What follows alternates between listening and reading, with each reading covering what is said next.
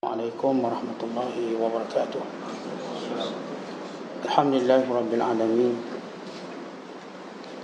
Wal 'aqibatu lil muttaqin wa la 'udwana illa 'alal zalimin.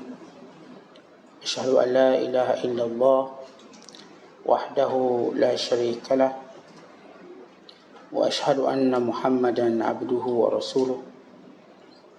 Allahumma salli wa sallim wa barik ala sayyidina Muhammad wa ala alihi wa sahbihi wa man sara ala nahjihi wa istanna bisunnatihi wa ihtada bihadihi ila yaumiddin, amma ba'du. Telah berkata Sidi Syekh Muhyiddin Abu Muhammad Abdul Qadir Jailani radhiyallahu ta'ala anhu di ribatnya pada pagi Ahad 14 Rajab tahun 545 Hijriah. Telah bersabda Rasulullah sallallahu alaihi wasallam, "Idza arada Allah bi 'abdihi khairan faqahahu fid din wa bassara bi 'uyubi nafsihi." Bila Allah mahukan kebaikan bagi seorang hamba-Nya, nescaya Dia memahamkannya hal-hal agamanya dan dinampakkan kepadanya segala keaiban dirinya. Kefahaman dalam agama adalah sebab yang menuju kepada pengenalan diri. Siapa yang mengenali Tuhannya, kenallah dia semua perkara. Dengan mengenal agama, teguh ubudiyahnya, yakni perhambaannya, serta terbebas pula dari perhambaan selain kepada Allah Ta'ala sahaja. Tidak ada kejayaan dan tidak ada keselamatan bagimu sehingga engkau utamakan perhambaanmu kepada Allah Ta'ala dari yang selain Dia. Engkau utamakan agamamu ke atas syahwatmu. Engkau utamakan akhiratmu ke atas duniamu. Engkau utamakan penciptamu dari manusia yang tercipta. Ingatlah bahawa kebinasaanmu itu adalah kerana engkau mendahulukan syahwatmu dari agamamu. Engkau mendahulukan duniamu dari akhiratmu. Engkau mendahulukan manusia daripada Tuhan penciptamu. Jika engkau buat begini sahaja sudah cukup, bahawa engkau akan terlindung daripada Tuhan. Tidak ada sahutan bagimu daripada Tuhan, kerana sahutan itu akan berlaku sesudah engkau terlebih dahulu menyahut petunjuknya. Jika engkau sudah menyahut dengan beramal kepadanya, barulah Dia menyahutmu pada masa engkau memohon kepadanya. Munculnya pepohonan itu ialah sesudah ada tanaman. Tanamlah dahulu, kelak engkau akan dapat menuai hasilnya. Lihat apa kata Nabi SAW dalam hal ini. Dunia itu tempat tanaman bagi akhirat. Tanam semua tanaman ini dengan hatimu, dan benihnya ialah iman. Mengemburkan tanahnya dan menyiramkan air ke atasnya ialah dengan amalan yang soleh. Jika bumi hati itu lembut, penuh dengan belas kasihan, kelak tumbuhlah dia. Dan jika hati itu keras, kasar dan tebal, jadilah dia seperti tanah yang keras yang tidak mahu menerima tanaman, seperti tanah bukit yang liat. Jika tanam ke atas bukit yang liat, keras, tiada apa yang akan tumbuh. Tidak berapa lama akan mati tanamanmu. Dan engkau hendak bertanam, belajar dahulu kepada peladang. Bukan tanam sesuka hatimu sahaja. Nabi SAW bersabda, mintalah bantuan pada semua pekerjaanmu dengan orang yang ahli dengannya. Engkau sibuk dengan ladang duniamu, bukan ladang akhirat. Tidakkah engkau tahu, orang yang mengejar dunia itu tidak akan bahagia nanti di akhirat. Dia tidak dapat melihat Allah Ta'ala. Jadi jika engkau mahukan akhirat, tinggalkan dunia. Dan jika engkau mahukan Allah, maka hendaklah engkau meninggalkan semua mata benda dunia dan belakangi manusia sehingga engkau sampai kepadanya. Jika engkau sudah selesai dengan ini, nanti akan datang kepadamu dunia dan akhirat dan semua mata bendanya. Dan manusia akan tunduk dan terpaksa tunduk kepadamu. Kerana engkau sudah memegang yang asal, dan semua cabangnya adalah menurut asalnya. Pakailah akalmu. Jika tidak, engkau tidak punya iman, tidak punya akal dan tidak tahu membezakan. Bila engkau berdiri dengan manusia dan syirik bersama-sama mereka, engkau akan binasa jika engkau tidak segera bertaubat. Minggir kamu dari jalan kaum sufi. Jangan dekat dengan pintu mereka dan jangan cuba merempuh mereka dengan bahu-bahu kamu tanpa ikut hatimu. Jangan rempuh mereka dengan nifak dan dakwaanmu serta omong kosong sahaja. Tetapi engkau merempuh kaum sufi itu dengan hati dan batinmu dan dengan bahu-bahu tawakal dan sabar atas segala bencana serta rela dengan ketentuan Tuhan. Muslimin dan muslimat yang dirahmati Allah sekalian, pada penonton, majlis yang ke-40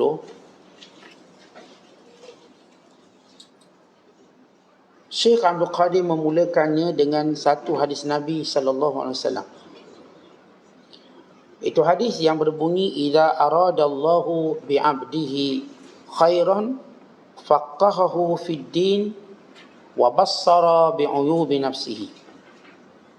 Bila Allah Ta'ala menghendaki kebaikan seseorang, maka diberikan kefahaman agama dan dipertontonkan serta diperlihatkan keaibannya sendiri.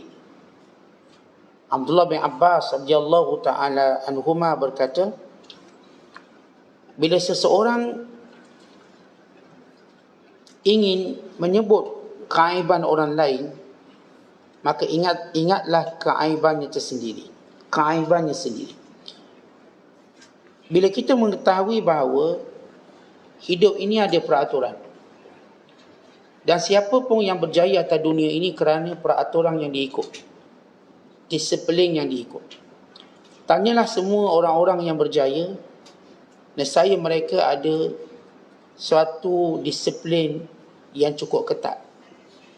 Bukan sekadar disiplin yang berkait dengan waktu mereka, bukan disiplin yang berkait dengan cara kerja mereka, bukan disiplin yang berkait dengan orang sekeliling mereka, bukan disiplin dengan semua perkara yang ada bersama mereka.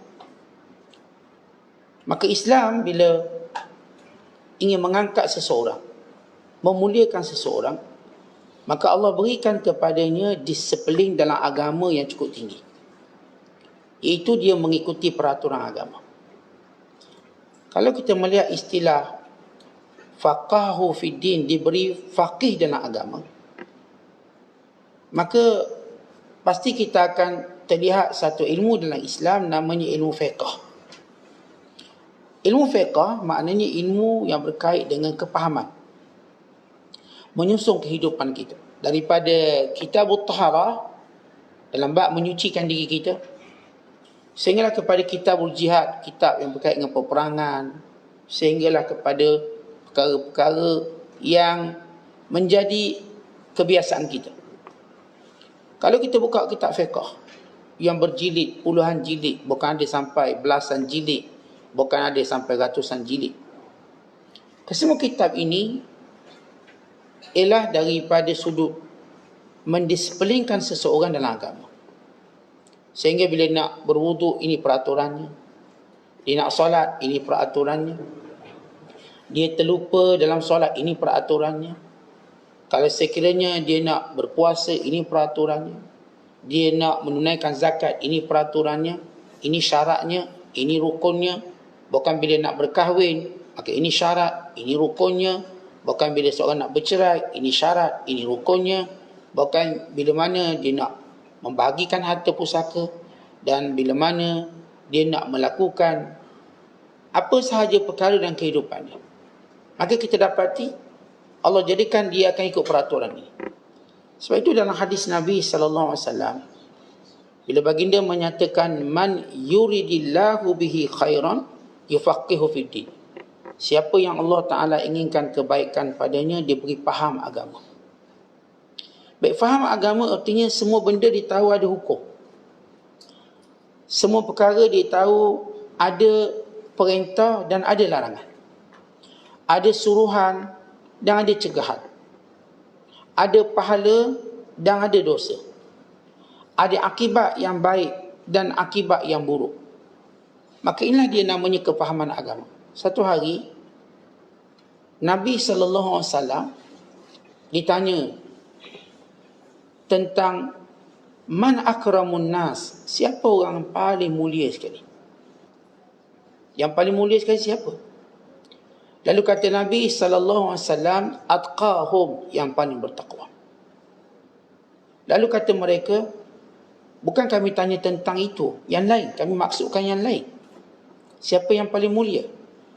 Maka jawab baginda sallallahu alaihi wasallam, kalau begitu ialah Yusuf.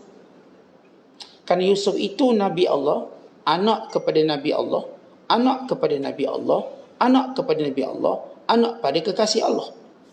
Itu Yusuf bin Yaqub, Yaqub bin Ishaq, Ishaq bin Ibrahim, dan Ibrahim itu Khalilur Rahman. Jadi dia sebut keturunan yang paling mulia, nisbah kenabian ialah Yusuf AS. Sebab tidak ada lagi nisbah mana-mana Nabi seumpama dia. Sebab dia Yusuf AS Nabi, ayahnya Nabi, atuknya Nabi, moyangnya Nabi. 4 keturunan. Yusuf bin Yaqub bin Ishaq bin Ibrahim alaihissalatu wassalam. Lalu kata yang bertanya ini, bukan ini yang kami tanya. Lalu kata Nabi SAW, barangkali kamu bertanya tentang ma'adinin nas, orang yang paling mulia dari sudut kelompok jahiliah, yakni Arab jahiliah. Ma'adinul Arab, ni orang Arab. Lalu kata Nabi SAW, khiyaruhum fil jahiliyah, khiyaruhum fil Islam iza faqahu. Orang yang paling mulia zaman jahiliyah, maka dialah paling mulia zaman Islam kalau dia faham agama. Maknanya, kalau orang tu pada zaman kufur dia hebat, dia mulia sebab dia gangster, dia paling mulia. Sebab dia kaya, maka dia paling mulia. Sebab dia dianggap cerdik oleh kaumnya. Tapi dia berada pada zaman jahiliyah. Maksudnya kafir. Orang ni kata baginda sallallahu alaihi wasallam, bila dia masuk Islam, dia akan juga jadi mulia dengan syarat dia faham agama. Maka kita boleh lihat Abu Bakar As-Siddiq. Abu Bakar As-Siddiq mulia waktu jahiliahnya, bukan disegani oleh orang-orang jahiliah. Sebab Abu Bakar tak minum arak, Abu Bakar tak judi, Abu Bakar tak main perempuan. Maka dia mulia. Dan bila dia memeluk Islam dan dia faham agama, maka dia paling mulia. Demikian juga Umar Al-Khattab. Dia mulia kalau dia paling gagah sekali. Dia paling bengkeng. Dia menang dalam pertarungan gusti dengan mana-mana orang Arab, mana-mana kabilah Arab. Bahkan dia tidak pernah tewas dalam bergusti melainkan sekali dengan Khalid Al-Walid, sehingga menyebabkan patah kakinya. Kemudian bila mana dia sembuh, dia gusti balik dan dia menang. Maksudnya dia kekal pertahankan title dia, paling hebat bergusti. Dan dia disegani dan ditakuti oleh masyarakat jahiliah. Sebab dia jenis, apapun jenis orang, dia jenis bergerak seorang, berani. Maka bila dia memeluk Islam dan dia faham agama, dia mendampingi Nabi SAW, mana pun Rasulullah pergi dia ada. Sehingga kata Ali radhiyallahu ta'ala anhu, bila dia sebut iza ja'an Nabi, bila datang Rasulullah, iza ja'a Rasulullah, ja'a ma'ahu Abu Bakrin wa ja'a ma'ahuma Umar Al-Khattab. Bila Rasulullah datang, maka pasti akan bersamanya Abu Bakar, dan pasti akan bersama keduanya Umar. Pasti. Dia berjalan 3 serangkai ini. Bila baginda sallallahu alaihi wasallam ada, pasti ada Abu Bakar. Kalau ada Abu Bakar, ada Umar kat situ. Maka Umar Al-Khattab menjadi orang yang paling faham dalam agama dan dia paling mulia. Maka demikian juga Uthman bin Affan. Pada zaman jahiliah, dia dimuliakan dengan bijak berdagang, lembut orangnya, pemalu orangnya, baik tutur katanya. Maka baik bila dia memeluk Islam dan dia mendampingi Nabi sallallahu alaihi wasallam, dia faham agama, maka dia orang mulia. Demikian juga Ali bin Abi Thalib, kerana keturunannya. Keturunan yang mulia daripada Abu Talib, Hashimi, menjadikan dia dipandang mulia semenjak kecil lagi. Dimuliakan. Dan bila mana dia memeluk Islam dan dia menjadi kanak-kanak yang pertama memeluk Islam pada usia 9 tahun, maka beliau menjadi orang paling mulia. Bahkan di kalangan sahabat 4 ini, Ali yang paling alim. Puncanya ialah kerana Ali radhiyallahu ta'ala anhu mengumpulkan kesemua keempat-empat ilmu orang ni. Dia mengumpulkan ilmu Rasulullah, ilmu Abu Bakar, ilmu Umar dan ilmu Uthman. Sebab dia ialah sahabat yang terakhir mati di kalangan khulafah ar-rasyidun. Maka logiknya dia akan menjadi orang paling pandai sekali. Sebab dia menghafal semua khazanah-khazanah ilmu yang ditinggalkan. Maka demikian seterusnya. Oleh sebab itu, siapa yang Allah memang nak beri dia kebaikan, Allah akan beri dia faham agama. Sehingga dalam kehidupannya semuanya disusun dengan hukum hakam halal haram dosa pahala. Orang ini sentiasa berjalan dengan penuh berhati-hati. Orang ini sentiasa berjalan dengan penuh panduan. Orang ini tidak mungkin terpengaruh dengan pandangan orang sembarangan. Orang ini tidak mungkin percaya pada perkara yang tidak ada sumbernya. Sebab dia seorang yang telah dididik berpengetahuan. Dia seorang yang dididik dengan kefakihan agama. Bahkan kita lihat bagaimana Allah Subhanahu Wa Taala ketika mana memuji kelompok golongan Rabbaniyin, orang yang paling mulia yang disebut sebagai Rabbaniyin. Rabbaniyin nisbah kepada Tuhan, Rabbi, ataupun Rabb, yakni orang-orang yang benar-benar menjadi hamba Allah, Rabbaniyun. Allah Ta'ala berfirman dengan firman-Nya, Kunu Rabbaniyin bima kuntum tu'allimuna al-kitab wa bima kuntum tadrusun.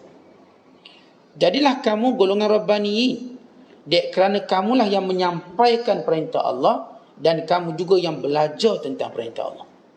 Baik, Allah Ta'ala beri syarat bagi seorang yang menjadi Rabbaniyin ialah dia mampu mengajar dan dia juga orang yang belajar.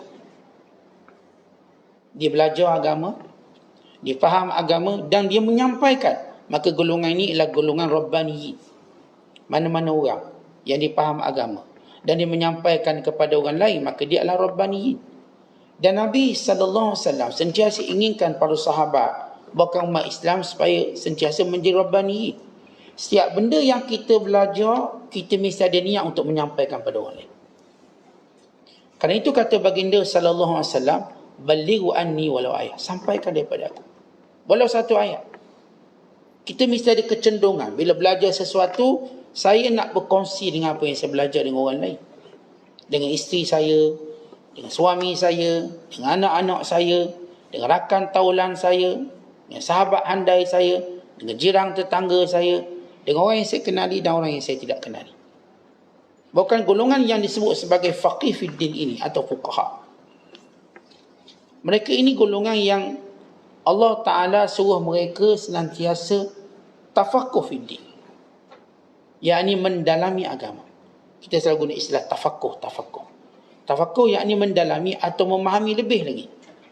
Kalau misal contoh kita sebut solat, kita bukan sekadar memahami solat itu yang berkait dengan syarat wajib, syarat sah dan rukunnya, dan memahami tentang perkara yang membatalkannya, perkara yang menjadi ab'adnya, hayatnya, perkara yang disunatkan sujud sahwinya ataupun tidak, atau perkara yang berkait dengan semua persoalan yang berkait dengan keadaan kita melaksanakan solat.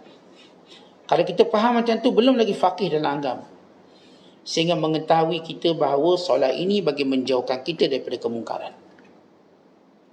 Sebagaimana Allah Ta'ala sebut dalam Al-Quran, Innas salata tanha anil fahsya'i wal munkar. Sembahyang yang sebenar itu akan mencegah perkara yang keji dan perkara yang munkar. Lalu sesudah kita melihat solat tadi secara rukun dan syarat, perkara yang membatalkan, perkara yang memakruhkan, lalu kita lihat solat ini kesannya dalam kehidupan kita. Apakah kita orang yang menjauhi kemungkaran? Ataupun kita makin dekat dengan kemungkaran? Orang yang faqih dalam agama, maka dia mesti mencari solusi di mana. Kita sentiasa tanya asatizah, ustaz-ustaz, apakah perkara membatalkan solat saya? Apakah kalau saya buat macam ni batal solat? Apakah sah solat? Apakah solat saya sempurna? Apakah betul solat saya? Atau salah solat saya? Kita suka tanya ni. Tapi kita tak tanya mana solat saya sehingga dia tidak boleh mencegah kemungkaran saya. Mana sebab apa solat saya tidak boleh menenangkan saya. Sedangkan solat itu sifatnya menenangkan. Kenapa solat saya tidak boleh menyelesaikan kesusahan saya, kedukecitaan saya, sedangkan solat itu melepaskan kita daripada kesusahan dan melepaskan kita daripada kedukecitaan. Kenapa solat saya tidak dapat menjadikan saya disayangi oleh orang lain? Kerana antara kesan solat juga menjadikan kita disayangi. Kenapa saya dibenci? Kenapa solat saya tidak menjadikan saya seorang yang berdisiplin dalam hidup? Kerana solat juga mengajar kita disiplin. Innas salata kanat alal mu'minina kitaban mawquta. Sembahyang itu dah ditentukan waktu-waktunya oleh Allah Ta'ala. Maka penentuan waktu itu, kata ulama, ialah pendisiplinan diri. Sebab bila kita sebut disiplin, ialah orang yang menjaga waktu. Zuhur, asar, maghrib, isyak. Saya Masya Allah, saya memang solat berjemaah kelima waktu ini. Tapi saya tak nampak disiplin saya dalam hidup saya. Sehingga saya tidak boleh buat sesuatu pun yang berfaedah dalam hidup. Patutnya kita tuan-tuan dalam usia 40, 50, adalah benda yang kita buat berfaedah. Mungkin bagi setengah orang kalau namanya ibu, waktu yang dia ada, dia berjaya didik anak dia. Mungkin bagi seorang kalau bernama isteri, waktu yang dia ada, dia mampu menjadikan dia isteri yang lebih baik. Dia buat sesuatu, mungkin dia baca buku, mungkin dia belajar, dia mengaji. Demikian juga suami. Dan demikian juga sebagai individu Islam. Dah kita dah hidup lama, ada tak perkara yang beri manfaat pada umat kita buat? Perkara yang boleh memberi manfaat pada umat. Kalau belum, berarti kita belum mendisiplinkan waktu kita dengan betul. Sehingga kita tak mampu dalam hidup ini beri manfaat pada orang. Sedangkan kata Nabi SAW, yang paling mulia, yang paling baik, yang paling banyak beri manfaat. Dan orang yang paling banyak beri manfaat kerana dia menjaga waktu. Dan orang yang jaga waktu ini kerana dia jaga solat. Tapi kenapa solat saya tak mengarahkan ke arah itu?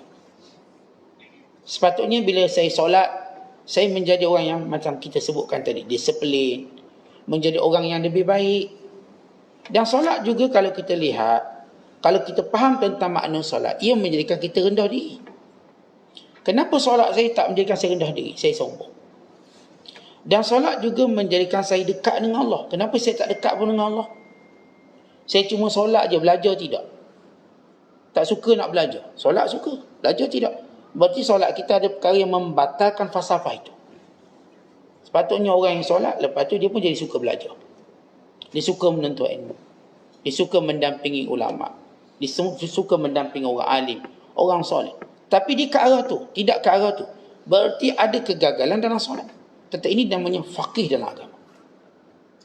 Sebab tu kalau kita lihat para sahabat, waktu mereka solat sahaja, keluar semua benda ni. Tenang, hebat, beri manfaat. Mereka orang paling rajin belajar dengan Nabi SAW. Bila munafik, orang munafik, solatnya malas. Wa iza qamu ila as-salah qamu kusala yura'una an-nas wa la yadhkuruna Allah illa qalila. Bila mereka bangkit untuk solat, bangkit dalam keadaan malas. Kalaupun nampak rajin, kerana riak. Dan mereka tak akan ingat Allah banyak-banyak. Mereka tak nak datang. Kalau Rasulullah SAW buat kuliah, tak akan datang mereka. Kalau solat pun belakang sekali. Kalau duduk depan pun kerana nak riak. Maka watak munafik itu nampak tersusun kerana tak faham dia makna solat. Dengan solat tadi, dia makin bertambah nifak. Makin tambah kebenciannya pada Nabi SAW. Akhir sampai peringkat mereka nak buat masjid lain. Supaya mereka tidak dipantau oleh Rasulullah. Dan tidak dipantau oleh orang beriman. Supaya mereka dapat kumpul orang munafik macam mereka. Lalu mereka boleh buat agama ikut selera mereka. Nak semayang ke tak nak semayang ke, nak lambat ke, nak cepat ikut dam mereka. Paling kurang mereka ada satu cover line. Kau tanya tak ke masjid? Saya pergi masjid lain. Tak pergi dengar kuliah, dengar ustaz lain. Ada orang cuba bina cover lain macam ni. Dia cuba bina pendinding. Pendinding ini dibina oleh orang zindik. Dan dibina oleh orang fasik. Dan dibina oleh orang munafik. Ada setengah orang, bila ditanya kenapa kami tak nampak kamu solat Jumaat. Sebab kat kampung tu ada satu je masjid. Dia kata, saya solat di masjid lain. Walau kita tahu jaraknya jauh, macam mana dia boleh pergi solat masjid lain? Ketika mana kita balik, dia pun dah ada. Dan ada setengah mereka pula berani berkata, saya semayang kat Mekah, saya tak semayang kat Malaysia. Kita pun tengok jam, Mekah dengan Malaysia beza 5 jam. Awak semayang apa masa tu? Kalau Malaysia Jumaat, Mekah boleh Jumaat, awak solat apa? Dia boleh tipu pada orang tak tahu. Dan ini selalu berlaku dalam masyarakat. Dalam masyarakat bila seorang mendakwa atau bersembunyi, bercover line, ataupun kita katakan tahta sitar, undercover, yang cuba cari satu benda yang boleh menutup kefasikan agama dia. Tapi mereka tidak boleh berbuat demikian selamanya. Kerana agama satu benda yang kita tak boleh tutup. Maksudnya kalau kita memang orang baik, akan nampak baik. Kalau kita memang orang cuai, akan nampak cuai. Allah akan tunjuk. Sebab agama ini memang asasnya ialah rahsia seorang hamba dengan Allah. Asasnya begitu. Namun Allah tak akan biarkan ia menjadi rahsia, melainkan Allah beritahu pada hamba-hambanya dia orang baik. Sebab itu kata Allah, ahasiban nasu an yutraku an yaqulu amanna wa hum la yuftanun wa laqad fatanna alladhina min qablihim falaya'lamanna Allah. Kata Allah Ta'ala, sesungguhnya apakah kamu menyangka kamu akan dibiarkan tanpa diuji? Sesudah kamu berkata saya beriman pada Allah. Wa laqad fatanna alladhina min qablihim. Allah telah uji orang dulu. Maka Allah Ta'ala menzahirkan orang-orang yang benar dan Allah menzahirkan orang-orang yang bohong. Saya sebut tadi agama ni memang benda rahsia. Seorang tu bila beragama dengan Allah, dia dengan Allah rahsia. Tapi Allah tak biarkan rahsia itu. Melainkan Allah akan beritahu, Fulan bin Fulan orang alim. Fulan bin Fulan orang soleh. Fulan bin Fulan orang bertakwa.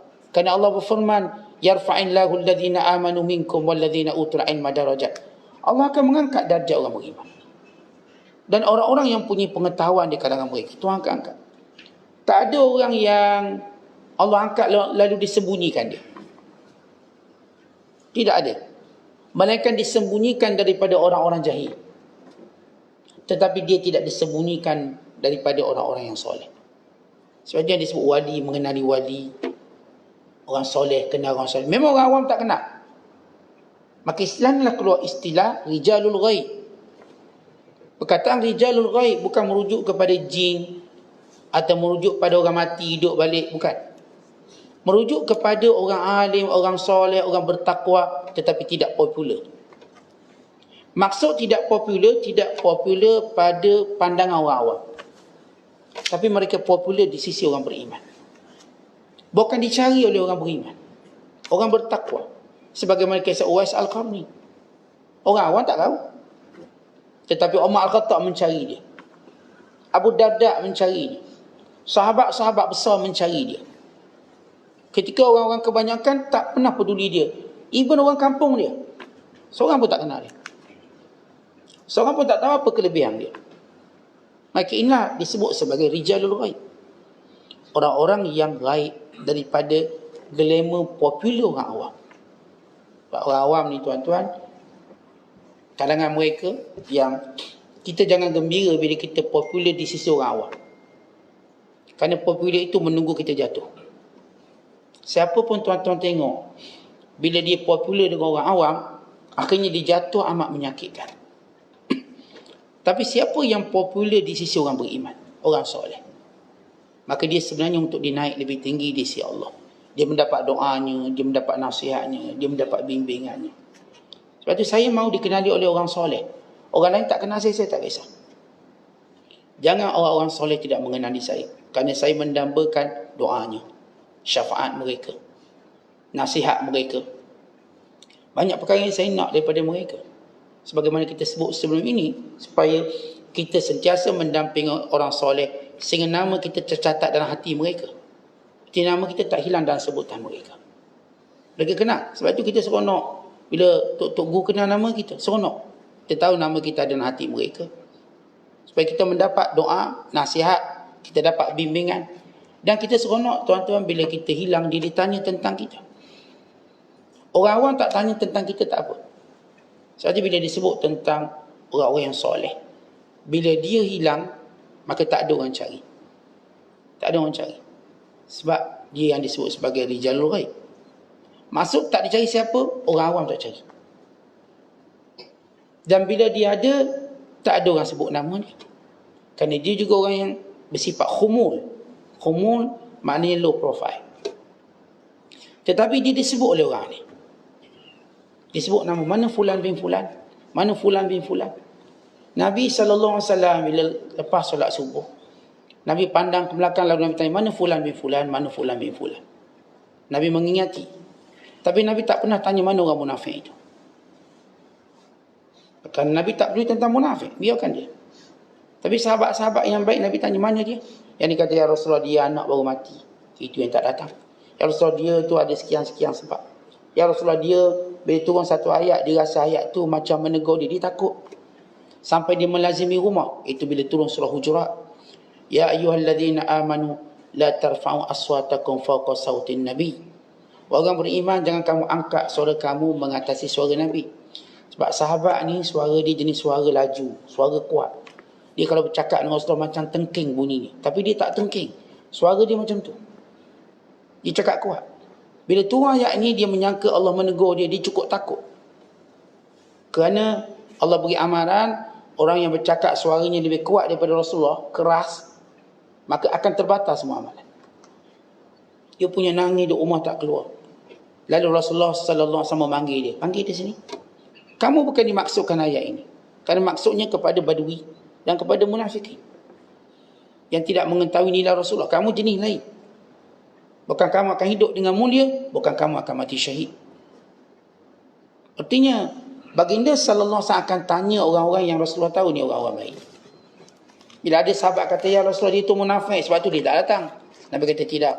Dia mencintai Allah dan Rasul. Cuma dia lambat sikit. Dia pasti akan datang. Maka tiba-tiba sahabat ni pun datang. Sebab Rasulullah mengenali orang munafik. Bila ada orang yang mencela mengatakan dia munafik, sebab tu dia tak datang. Nabi kata bukan. Dia mencintai Allah dan Rasul. Aku tahu dia. Inilah yang diinginkan oleh para sahabat. Dikenali oleh orang yang baik-baik. Dan ini kita sebut tentang kepahaman agama. Bermula daripada contoh solat.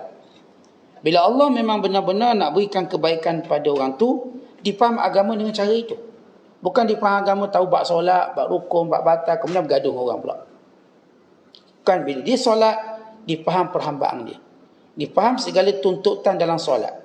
Dipaham tentang segala faedah solat. Dipaham tentang bagaimana solat telah mendisiplinkan dirinya menjadi hamba yang berjaya dunia akhirat. Sebab itu bila Allah memulakan ayat, qad aflahal mu'minun alladzina fi salatihim khashi'un, telah berjaya orang beriman yang solatnya dia khusyuk. Allah relatekan falah dengan kejayaan dengan khusyuk dalam solat. Khusyuk dalam solat bukan makna saya solat saya tak ingat apa-apa. Khusyuk artinya saya tunduk dengan tunduk yang sebenar pada Allah. Tunduk bermula kehidupan saya daripada solat. Sebab itu mula-mula kita hidup, yang paling pertama kita dengar azan. Kemudian kita dengar iqamah. Maksudnya apa? Kita kena solat. Waktu saya dilahirkan, tuan-tuan dilahirkan, orang azan telinga kanan kita. Jadi kita dengar. Kemudian iqamah telinga kiri kita. Ya. Lepas azan dan iqamah, tuan-tuan kena buat apa? Sembahyang. Berarti bermula pendidikan hidup kita, solat sebagai satu silibus penting dalam hidup kita. Budak ini sudah pun dilihat oleh ibu ayahnya, dia beri satu perintah awal, solat. Saya tengok anak saya, untuk saya ajar dia solat. Sebab itu kita mulakan ajar anak kita daripada 7 tahun supaya dia konsisten solat. Kalau dia gagal konsisten, kita pukul pada usia 10 tahun. Sebagaimana kata Nabi sallallahu alaihi wasallam, muru auladakum bis salah wa hum abna'us sab' wadribuhum 'alaiha wa hum abna'u 'ashar. Suruh anak-anak kamu salat pada usia 7 tahun dan pukulnya pada usia 10 tahun. Maksud pukulnya bukan patah retah, bukan. Pukul ialah satu cara menunjukkan kita tegas. Bukan nak tunjuk kita jahat atau zalim. Pukul bukan satu cara untuk menyakitkan dia, bukan. Pukul satu cara nak tegas. Contoh bila saya bos, saya nak bercakap dengan saya punya employee saya, pekerja saya. Saya nak tunjuk saya tegas, saya buat macam mana. Kalau saya pukul, saya jahat. Mungkin saya hentak meja. Mungkin saya seperti pegang rotan, pegang tongkat. Ada sesuatu yang saya cuba tunjuk saya tegas. Maka ibu ayah bila anak tak solat, tunjuk benda yang bersifat tegas. Paling tegas apa? Okey, pukul. Tapi tidak ada pun yang menyebut pukul sampai lebam-lebam, sampai budak ni masuk hospital. Bukan itu tujuan. Sebab pukul kita supaya dia solat. Habis kalau dipatah dia nak solat macam mana? Kalau dia lebam-lebam dia nak solat macam mana? Pukul tadi ialah pukul mendidik, takdib, yang kita dah sebut syarat-syarat memukul. Ghair mubarrih, yang tidak mencederakan. Pukul yang tidak memalukan, maksud tak memukul muka. Bukan pukul yang memalukan. Dan bukan pukul yang kita tahu dia tak akan berubah. Kalau seorang ibu tahu, ayah tahu, dengan pukul anak ni anak tetap tak berubah, maka dia tak boleh pukul. Maka kaedah pukul tak boleh digunakan kaedah lain. Mungkin guna orang ketiga untuk menasihatinya. Jadi waktu saya katakan budak-budak ni lahir di azan, di iqamah, berarti kita dah bersedia untuk didik. Yang pertama dia solat dalam disiplin kehidupan. Baik, kenapa umur 7 tahun? Sebab inilah usia dia memayis. Dia mula ada akal. Pertama bila dia mula ada akal, saya nak tundukkan akalnya dengan perintah Allah. Jangan nanti dia main akal, dia panjang akal yang tidak baik. Waktu dia bawah 7 tahun, dia dididik oleh persekitaran. Maksudnya, keinginannya untuk main-main, dia belum lagi berfikir sesuatu yang memberi mudarat pada orang lain. Bila dia masuk 7 tahun, dia mula berfikir sesuatu yang boleh membahayakan diri dia, membahayakan orang lain. Maka ketika itu, saya mula tundukkan dia dengan solat. Saya tundukkan dengan solat. Saya ajar peraturan waktu. Saya ajar peraturan dia untuk dia diam, jangan bercakap. Dia berdiri tegak, jangan bergerak. Jangan duduk lorak macam tu. Jangan duduk, kita katakan, lorak macam gitu. Tenang. Sebab solat ni ajar kita duduk setempat. Tak bergerak ke mana-mana, tapak kaki kita cuma di situ. Ajar anak kita jangan hyperaktif. Sekarang solat, kamu duduk diam. Kamu rokok. Sehingga kamu beri salam. Lepas tu nak melompat balik, melompat. Kemudian datang balik solat. Terlihat hebatnya bagaimana kepahaman agama. Sebab itu Syekh menyebut memulakan, bila Allah nak mulakan seorang diberi pahaman agama. Syekh Abdul Qadir sebut, kenapa kena faham agama? Sebab di situ kita kenal diri kita. Kita kenal diri kita. Di situ kita akan kenal Tuhan kita. Dan bila kita kenal Tuhan kita, kita kenal semua perkara. Tuan-tuan, bila saya diberi faham agama, saya kenal diri saya siapa. Saya makhluk Allah. Saya perlu cari pahala, saya perlu cari kebaikan. Dia kerana lama saya ibadat pada Allah, saya kenal Allah. Saya kenal Allah Subhanahu Wa Taala. Dan bila saya kenal Allah, Allah jadikan saya kenal semua perkara. Akhirnya saya kenal apa yang boleh membatalkan pahala saya, membatalkan iman saya, menjauhkan saya dari Allah. Saya kenal semua. Sebab itu orang yang kita katakan masih buat perkara yang menjauhkan dia dari Allah, dia tak kenal Allah. Sehingga Allah jadikan dia tak kenal semua perkara. Kalau benar kita kenal Allah, kita kenal semua perkara. Kita kenal orang solehnya untuk kita ikuti. Kita kenal ulama'nya untuk kita belajar darinya. Kita kenal orang baik-baiknya untuk kita contohi. Kita kenal orang jahat untuk kita jauhi atau menasihati. Tapi kalau ada orang tuan-tuan dia kata dia dah belajar agama tapi masih kawan dengan orang jahat, bukan dia terpengaruh dengan kejahatan, masih lagi memandang suam-suam pada orang beriman, tidak mendampinginya, maka saya katakan awak belum kenal Allah Ta'ala. Sebab siapa kenal Allah, dia akan kenal semua perkara. Yang ni kenal semua perkara yang menjauhkan dia dari Allah atau yang menjadi musuh Allah, dia kenal.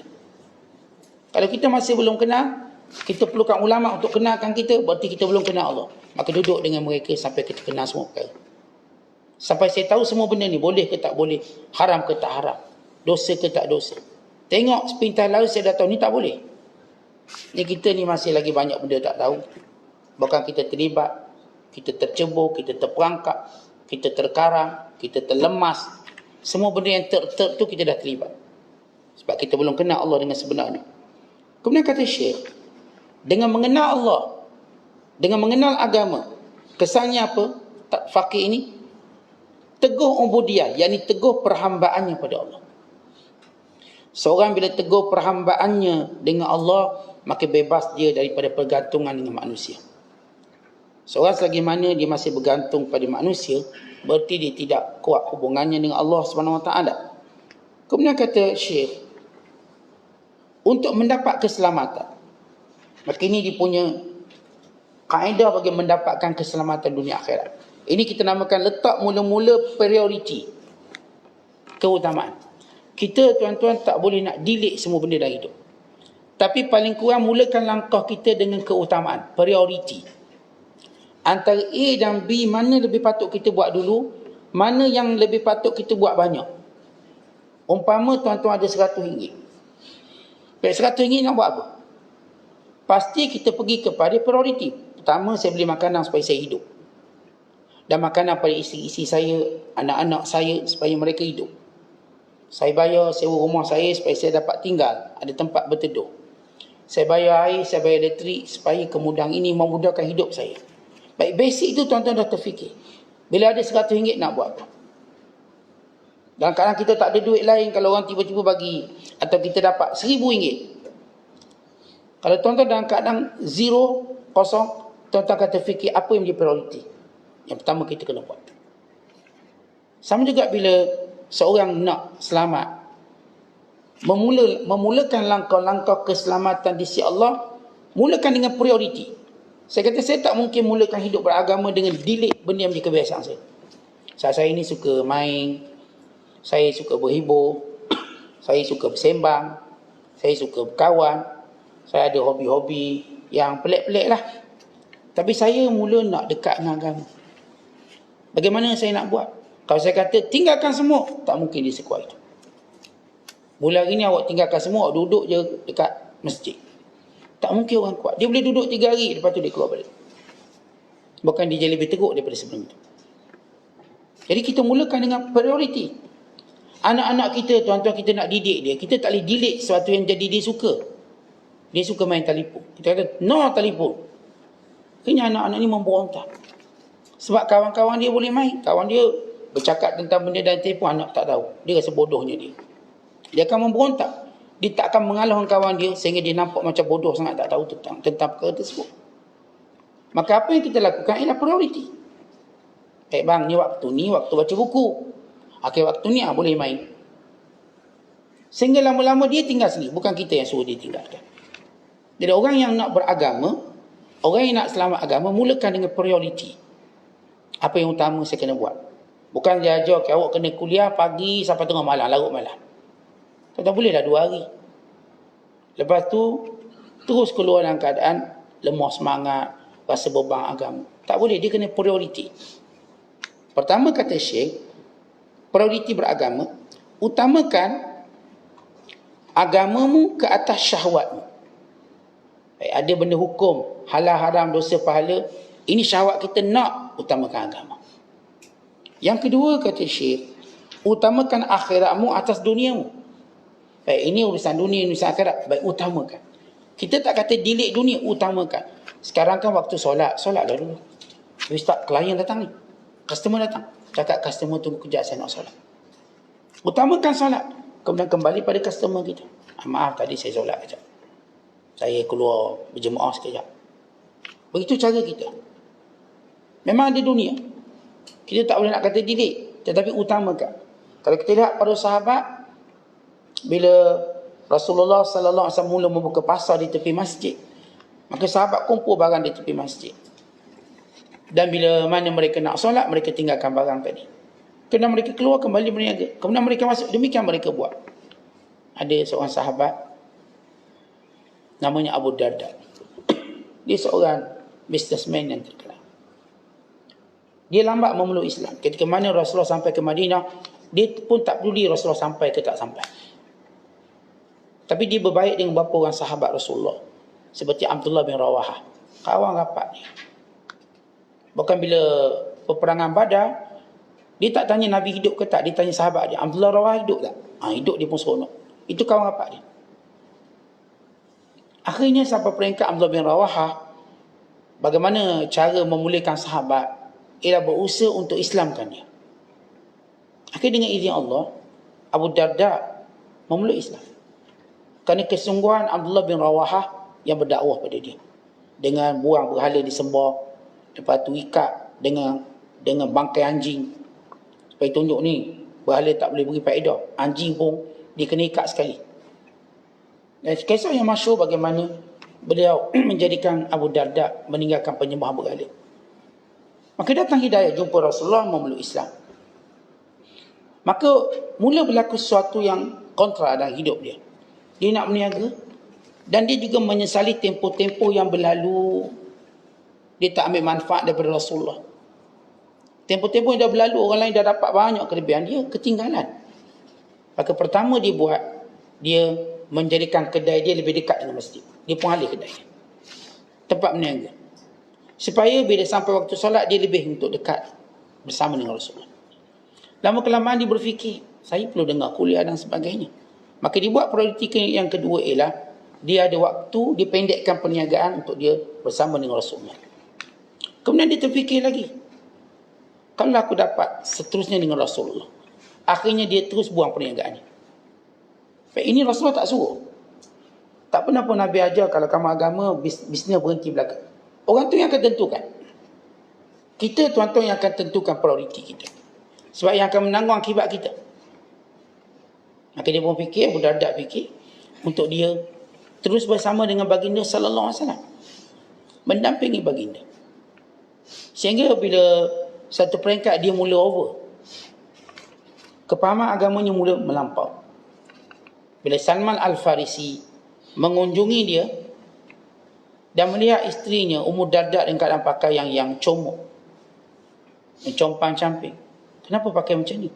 Apakah kerana miskin? Tidak. Kerana suamiku tidak berkehendak pada aku. Bersolek buat apa, dia pun tak nak aku. Maksudnya tak ada waktu untuk berseronok, bergembira. Maka kalau jenis tak beli, tak apa, pakai baju kelawar je lah. Suami pun tengok, macam tengok batang kayu macam gitu. Pakailah baju lebih kurang busuk-busuk. Sebab saya tak boleh layan suami.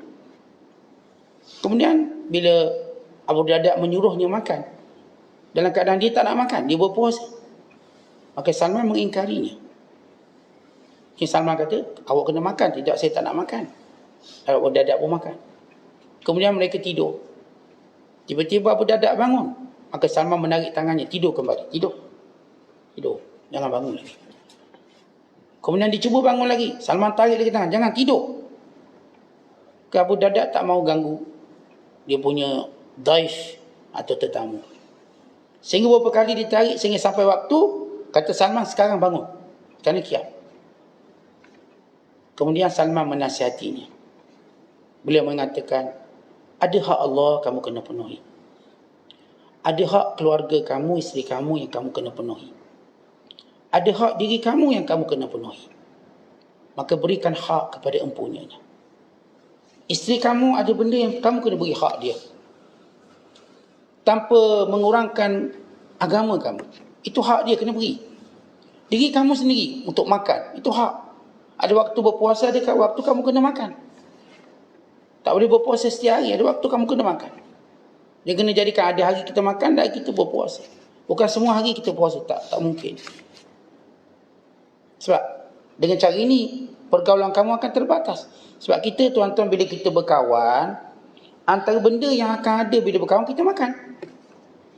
Bukan pada kita, Nabi sallallahu alaihi wasallam sendiri. Bila Nabi bersama para sahabat, agenda yang ada ialah makan. Mesti ada benda tu makan. Sahabat bawa makanan, ini bawa makanan, mereka sama-sama makan.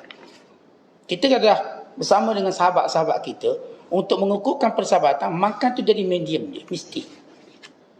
Tak mungkin tuan-tuan bersahabat dan tuan-tuan tak makan sekali. Tuan-tuan pasti tak rapat. Kita kalau nak tengok orang tu rapat dan bersahabat, mesti dimakan sekali. Dia minum sana, dia ngeteh sini, dia ngopi sana, dia bernescafe sini, dia berjenis-jenis air lah. Ngeteh je, ngopi je, dia ngolik pun je. Yang minum holik. Tak kira selera dia. Maksudnya, dia akan bersama kawan dia makan. Maka kita tahu orang ni rapat. Kalau tuan-tuan ada sahabat, tuan-tuan tak pernah makan dia, tuan-tuan tak rapat. Saya rapat ustaz, cuma tak makan saya, tak, awak tak rapat. Kalau tuan-tuan ada kawan-kawan yang tuan-tuan makan sekali dengan dia, pagi, tengah hari, petang, kita tahu orang ni mesti rapat. Sebab bila kita makan, kita akan bersembang. Dan kita mengenali. Kita akan berukhuwah. Maka Abu Salman Al-Farisi melihat Abu Darda tak makan bersama dia, dia telah membatalkan hak dia untuk bersahabat, untuk makan. Kemudian bila ditegur dengan begitu, inna li rabbika alayka haqqa wa li nafsika alayka haqqa wa li ahlika alayka haqqa fa'ati kulli dhi haqqin haqqahu. Sesungguhnya Allah ada hak yang kamu kena sempurnakan. Diri kamu ada hak yang kamu kena berikan, dan isteri kamu ada hak untuk kamu berikan. Maka berikan setiap hak tadi. Abu Darda dia kurang bersetuju. Tapi dia tak berani bantah kerana Salman ini orang alim. Dia orang alim. Orang yang orang kata otai. Dari sudut mana dia telah menguasai ilmu kitab. Dia mengaji lama dah, dulu sebelum masuk Islam dia dah ngaji. Dia tahu tentang alamat kenabian. Akhirnya Abu Darda datang bertemu Nabi SAW. Ya Rasulullah, aku buat macam ni, buat macam ni. Salman tegur. Semua salah. Kemudian dia cakap macam gini. Lalu kata Rasulullah, Sadaqah Salman. Betul Salman. Salman aja kamu benda betul. Maka itu yang kita sebut prioriti. Waktu kita kena tidur. Dan waktu kita kena bangun, maka bangun. Islam tak ajar kita jangan tidur. Tidak mungkin. Islam tak ajar kita jangan makan. Dia ada prioriti dia. Kemudian kata Syekh lagi ialah, utamakan penciptamu daripada manusia. Baik, ini cara dia. Utamakan agama daripada syahwat. Utamakan akhirat dari dunia. Utamakan Allah daripada segala manusia. Kemudian kata Syekh, itu kalau kamu nak selamat. Tapi kalau kamu binasa, kalau kamu nak binasa, pasti kamu akan mendahulukan syahwat dari agamamu, dunia dari akhiratmu, manusia daripada Tuhan. Jadi kita pun tahu, kalau kita berada pada jejak-jejak orang bahagia, orang-orang yang berjaya, pasti dalam kehidupan ini ada 3 prioriti. Kita pasti utamakan agama berbanding syahwat kita. Kita pasti utamakan akhirat berbanding dunia. Kita pasti utamakan Allah daripada segala-galanya, daripada segala makhluk. Tuan-tuan buat macam ni, tuan-tuan berjaya. Tapi kalau kita tak buat, maka kita gagal. Dan inilah dinama kefahaman dalam agama. Faqihu fiddin. Orang yang faham dalam agama. Kemudian kata Syekh, jika buat begitu cukup. Allah melindungi kamu, Allah menjaga kamu. Maka Allah memelihara segala-gala perkara yang mendekat kamu kepada Allah Subhanahu Wa Taala. Kemudian kata Syekh tentang bagaimana perlu kita mengambil segala peluang di dunia ini untuk melakukan amal akhirat. Disebut dalam hadis, ad-dunya mazra'atul akhirah. Dunia ialah ladang tempat menanam untuk hari akhirat. Hadis ini sepakat ulama bukanlah hadis Nabi. Bahkan walaupun dia bukan hadis Nabi SAW, tetapi maknanya sahih. Makna betul. Ya betul lah, dunia ni kita jadikan tempat untuk buat amalan banyak-banyak supaya kita tuai akhirat kelak. Betul. Cuma dari sudut nisbah kepada baginda sallallahu alaihi wasallam tidak tepat. Bukan tidak diketahui, setengah ulama kata tidak ditahu sandarannya, sampai berkata ia palsu. Sebagaimana Imam Mulla Al-Qari dalam kitabnya Al-Mawdu'at. Demikian sebagian besar ulama. Setengah ulama seperti Imam Al-Ajluni kata tidak diketahui sanadnya. Dan katalah hadis tidak sabit. Namun maknanya sahih makna. Memang dunia ini kita nak perbanyakkan akhirat kita. Ini peluang kita. Kita bukan perbanyakkan akhirat bila kita dah mati. Ni masih hidup. Kemudian kata Nabi, kata Syekh, bila kita nak buat urusan-urusan duniawi, kita pasti mencari ahli dan pakar. Demikian dalam kita nak buat urusan ukhrawi, cari ahli dan pakar. Setiap benda ada ahli. Allah berfirman, fas'alu ahla dzikr in kuntum la ta'lamun. Tanya orang tahu kalau kamu tak tahu. Kalau kita berkebun, kita tahu nak kebun kena tanah subur, kena sekian. Kalau tanah keras tak mungkin tumbuh. Maksud tanah subur itu takbir kepada hati yang baik. Bila kita nak jadi baik, hati kena baik dulu. Maksud hati baik, niat kita niat. Tuan-tuan duduk dalam majlis ilmu, biar ada niat yang baik. Tuan-tuan bila solat, biar ada niat yang baik. Apa pun yang kita buat atas dunia ni, biar ada niat. Kalau kita nak tolong orang, kita ada niat. Kenapa nak tolong dia? Kerana Allah. Kalau kita bangun malam pun kita ada niat. Untuk apa? Untuk kita bersyukur dengan nikmat Allah. Maka kalau niat kita tak elok, sama seperti tanah batu keras yang pokok tak akan tumbuh. Pokok yang tumbuh itu ialah amal soleh kita. Amal soleh. Amal soleh tak akan keluar daripada orang yang hati buruk. Melainkan dia tolak. Kalaupun tumbuh, tumbuhnya untuk mati. Bukan tumbuhnya untuk hidup. Maka hati tadi dibajai dengan kita katakan amal soleh. Supaya tumbuh tumbuhan yang benar-benar mengembirakan kita. Yang kita boleh berteduh dan makan buahnya. Namun kata Syekh Abdul Qadir, kita kalau walaupun tanah tu bagus, benih pun bagus, ilmu kena ada. Ada orang tanah dia bagus, benihnya bagus, kerana ilmunya kurang cukup, maka hasil tadi tidak sebagaimana yang sepatutnya. Maka kita ada ahli dia. Ahli ini, pakar ini, yang disebut dalam hadis ini, walaupun hadis ini juga kata ulama bukan hadis, tapi maknanya juga sahih. Tadi saya baca ayat fas'alu ahla dzikr in kuntum la ta'lamun, tanya ahlinya kalau kamu tak tahu. Lalu kalau kita tanya ahlinya, dia ajar kita cara tanam pokok yang baik, akhirnya hasilnya lumayan. Kita kereta rosak, tapi kita bukan ahlinya, lalu kita cuba baiki, makin rosak. Walau kita tahu basic, kita baca buku, sama ada dia makin rosak atau lambat untuk dipulihkan. Okey juga tapi lambat sikit. Atau lepas dipulihkan, dia tak seperti yang sepatutnya. Tapi kalau kita tanya ahlinya, dah lah cepat dibuat, sempurna. Dalam hal agama, tuan-tuan ketika mana saya nak bina agama saya lebih kuat, maka tuan-tuan mesti mendampingi ahlinya. Ahlinya dia tahu, buat macam ni, buat macam ni, buat macam ni. Dan kita ikut susunannya. Tuan-tuan tengok, orang kalau nak diet pun, dia tak boleh diet seorang-seorang. Dia kena ada coach ni. Yang diet seorang-seorang mesti rebah. Okay, coach dia kata, okay, makan ni, makan benda ni.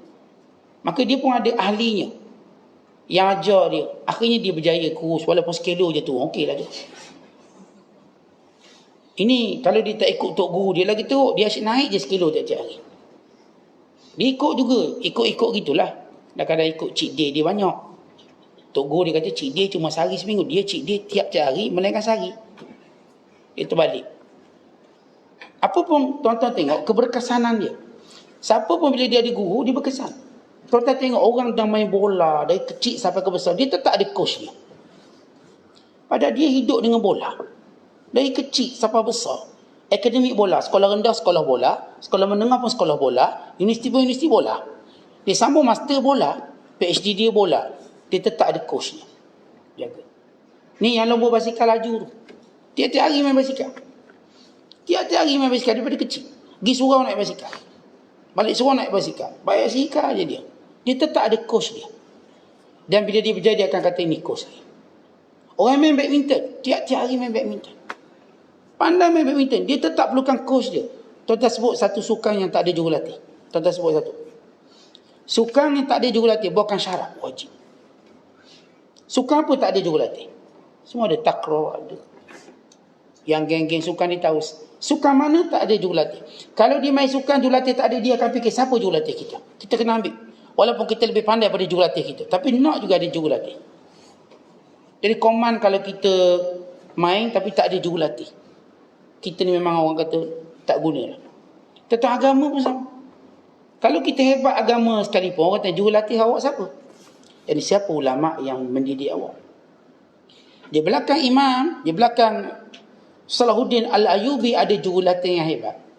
Namanya Imam Al-Hafiz Ibnu Asakir. Di belakang dia. Di belakang Muhammad Al-Fatih ada seorang ulama yang hebat, yang duduk mantau dia, sehingga dia berjaya membina sejarah yang hebat. Di belakang siapa pun hari ini, mana-mana pemimpin besar Islam yang berjasa, belakangnya ada ulama-ulama dia. Mesti ada. Tiba-tiba kita tuan-tuan bab lain semua ada jurulatih, bab agama tak ada jurulatih.